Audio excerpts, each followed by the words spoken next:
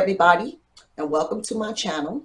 In today's video I am doing a turtle caramel nut cake, just like the candy, chocolate, caramel, and pecans.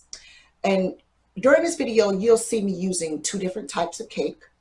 Traditionally, turtle caramel nut cake is made with chocolate cake with a caramel filling or a chocolate ganache. In this video, because my family doesn't like a lot of chocolate cake, I alternated between chocolate and pecan cake. So if you don't like chocolate cake, you can substitute it with pecan cake. You'll get the same flavor as you would with the regular turtle caramel nut cake. Turtle caramel nut cake, like I said, is traditionally chocolate cake, but in this video I alternate. If you want to alternate your layers, and let's just say you start with chocolate, you want to use the caramel sauce on top of the chocolate, and with the pecan cake, which would be your next layer, you would use the chocolate ganache. Now you would repeat that, and with the all chocolate cake you simply would use the caramel sauce in between your layers. The key thing to making a nice looking turtle caramel nut cake is to make sure that your layers are even. You can dome them, or what people will call cutting off the peak, and making sure they're even. But if they're too uneven, you don't want to use that because you'll cut off too much cake. The recipe for both the chocolate cake and the pecan cake is in the bottom in the description box, and also for the caramel sauce and the chocolate ganache. So go ahead and watch my video and get some ideas of what type of cake you would like to do. Okay? Make sure that you are really getting your flavor in there when you're making your turtle caramel nut cake. Okay? Again, chocolate with the caramel, or if you're going to use pecan, alternate between chocolate ganache and caramel sauce. To start our video, you're going to have to preheat your oven to 300 degrees. That temperature sounds strange because it's normally 350, but for this recipe it's 300 degrees. Then you're going to lightly grease and flour your cake pans. If you choose to use the all-purpose flour for your recipe, make sure you flour your pans with all-purpose flour. If you're going to use the cake flour, flour your pans with the cake flour. Now, the first thing we're going to do to start our recipe is that we're going to mix our dry ingredients.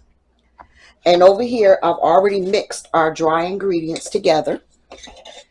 And you just want to take a whisk and make sure you incorporate it all together.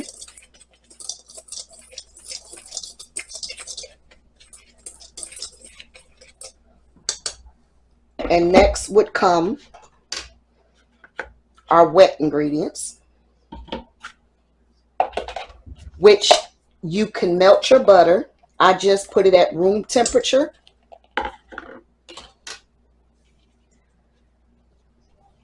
And as far as our wet ingredients, we're going to start with our egg and our butter. And we're just going to mix that together.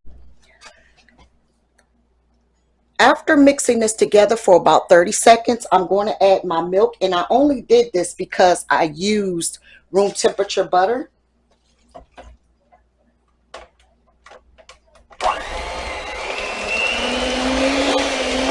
And we're just going to mix that well as well.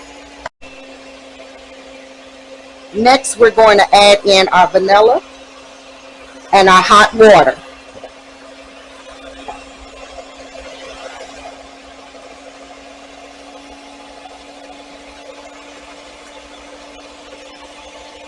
And make sure that you use the scraper to scrape down the sides and any dry flour that might be in the bottom.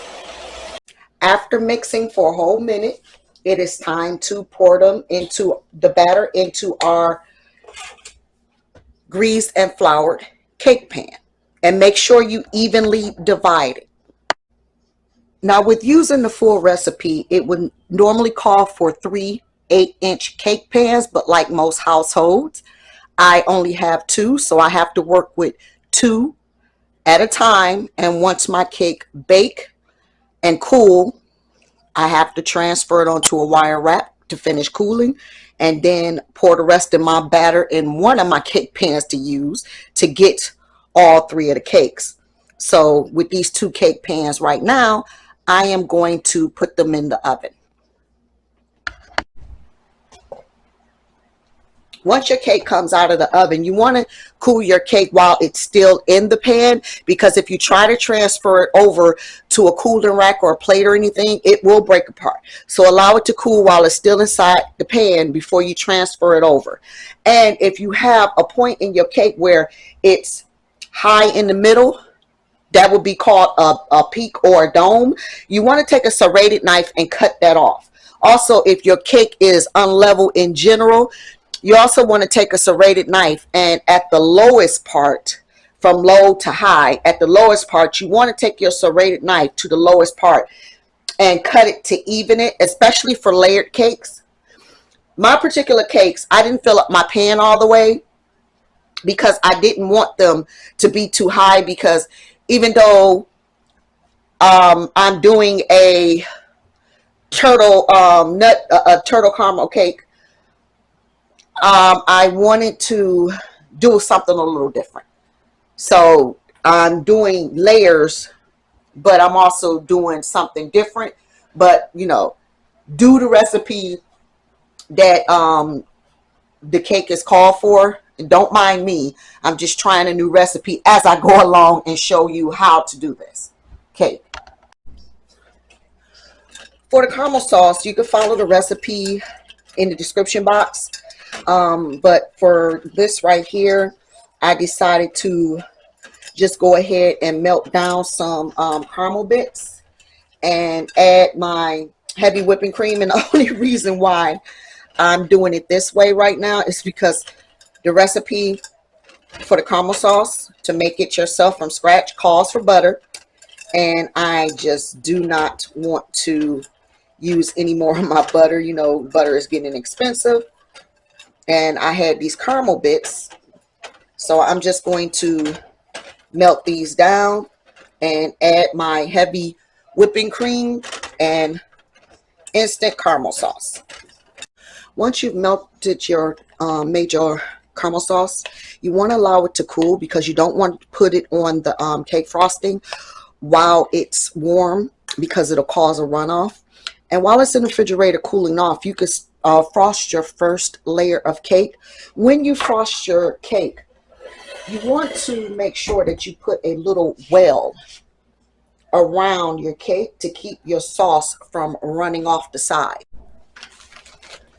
Once you added your caramel sauce to your cake, you're going to add your crushed pecans right on top of the chocolate sauce.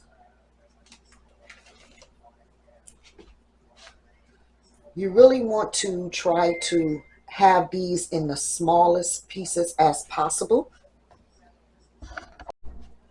So once you added your caramel sauce and your pecans, you're going to add your next layer, and you're going to repeat the process up to however many layers you're adding. I'm doing mine's a little bit different, so I am actually going to add my chocolate ganache. Making your chocolate ganache is really simple. You just want to have your heavy creamer half and half, and once it starts to boil, you're going to add your chocolate chips, and you're just going to allow it to cook down.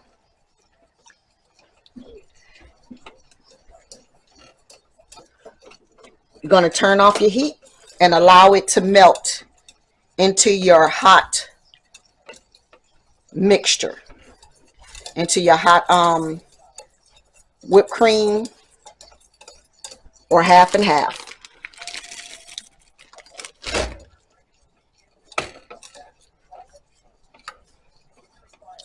And there you have it.